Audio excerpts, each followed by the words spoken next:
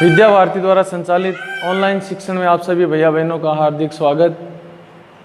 हम कक्षा सप्तमी में संस्कृत विषय पढ़ रहे थे और प्रथम पाठ सुभाषितानी है, उसके श्लोकों का अर्थ हमने कर लिया, कुछ प्रश्नों के उत्तर भी हमने ज्ञात कर लिए। आज हम चौथा जो प्रश्न है प्रश्न निर्माण का प्रश्न है तो आज हम ज्ञात करेंगे किस प्रकार हम प्रश्न निर्माण करेंगे।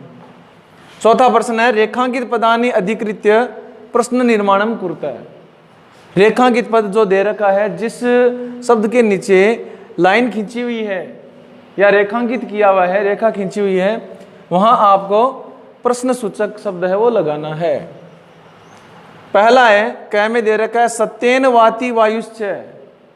सत्येन वाति वायुश्च, तो सत्य के द्वारा वायु, जो वायु है वो सत्य के द्वारा बहती है।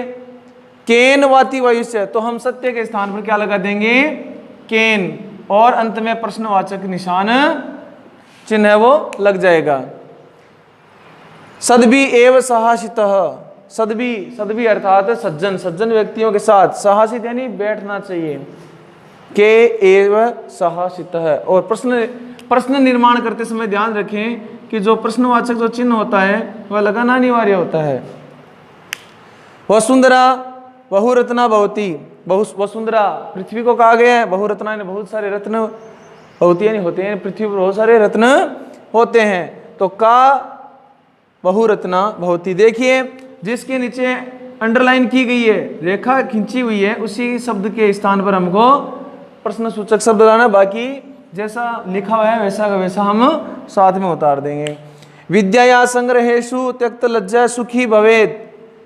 विद्या यानी विद्या के संग्रहण में त्यक्त लज्जा सुखी भवेत, जो संग्रहण करने में जो लज्जा को त्याग देता है वह सुखी होता है। तो क्या किसका संग्रह करने में लज्जा को त्याग देना चाहिए और जो व्यक्ति सुखी रहता है। सद्भि मैत्रीम कुर्वितः। मैत्री यानी मित्रता। सद्भि अभी मैंने आपको बताया, सदा जो सज्जन व्यक्ति होता है उसको बोलते हैं सद्भि। मैत्रीम कुर्वितः, सज्जनों के साथ मित्रता करनी चाहिए। तो इसमें जो रेखा खींची हुई किसके साथ है, मैत्री के साथ। तो हमने क्या किया, सद्भि किम कुर्वितः, सज्जनों के साथ में क्या करना चाहिए। पांचवा प्रश्न है प्रश्नानाम उत्तराणि लिखत। प्रश्नों के उत्तर लिखो। एक प्रश्न हमने पहले भी किया था, एक पदेन उत्तर, यानी एक पद में उत्तर देना था। इन प्रश्नों के उत्तर हमको पूरे वाक्य में देना है। प्रश्न दे दिया कि कुत्र विस्मय न कर्तव्य। आश्चर्य किस पर नहीं करना चाहिए, कहाँ नहीं करना चाहिए। तो दाने तपसी शौर्ये विज्ञाने विनये नये च विस्मय न कर्तव्य।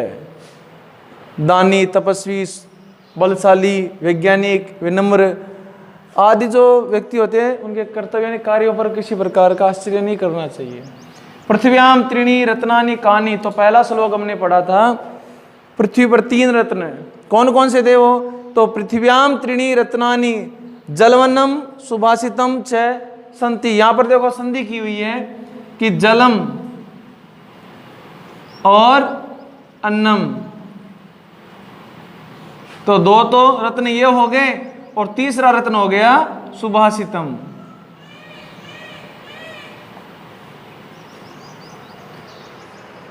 पृथ्व्याम त्रीणि रत्नानि जलमन्नम सुभाषितम च संति।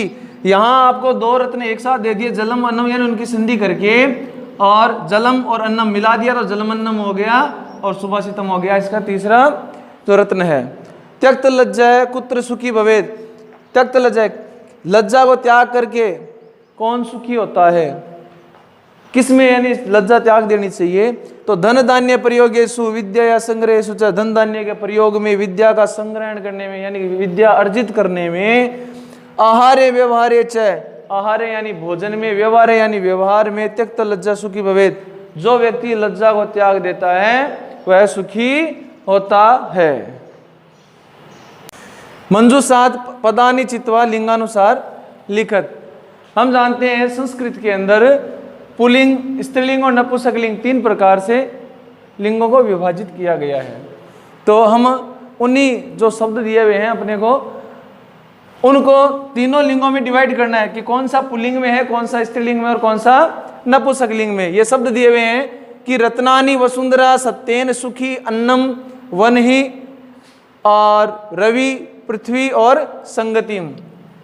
पुल्लिंग, स्त्रीलिंग और नपुंसकलिंग, इस प्रकार 3 भाग हमने अपनी कॉपी के अंदर बना लेंगे हम।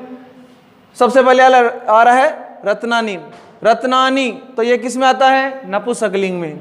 वसुंधरा स्त्रीलिंग आ गया, सत्येन नपुंसकलिंग, सुखी पुल्लिंग, अन्नम, अन्नम है वह भी आपके नपुंसकलिंग में आएगा, और वन ही ये आ गया आपके पुल्लिंग में। रवि, रवि भी आपके पुल्लिंग में आएगा। पृथ्वी स्त्रीलिंग और संगतिम हो गया वह भी स्त्रीलिंग में। इसलिए अब देखो पुल्लिंग में आ गए सुखी, वन्ही और रवि। वसुंधरा, पृथ्वी और संगतिम आ गए स्त्रीलिंग में। पुल्लिंग में आ गए रत्नानि, अन्नम और सत्येन। अगला प्रश्न है कि अधोलिखित पदेषु धातवः के सन्ति। आपको कुछ पद दिए हुए हैं, आपको उनकी धातु बतानी है। सबसे पहले दे दिया करोति, तो करोति में धातु कौन सी हो गई? कृ धातु। पश्य, पश्य में धातु कौन सी है? दृश्य धातु। अब देखो नाम देखने में तो लग रहा है कि दृश्य यानी दृक्षति दृश्यता वैसे चलना चाहिए ना, लेकिन नहीं है। जो ये दृश्य धातु होती है इसके जो रूप है वो किसके हिसाब से चलते हैं? पश्य के अनुसार चलते हैं।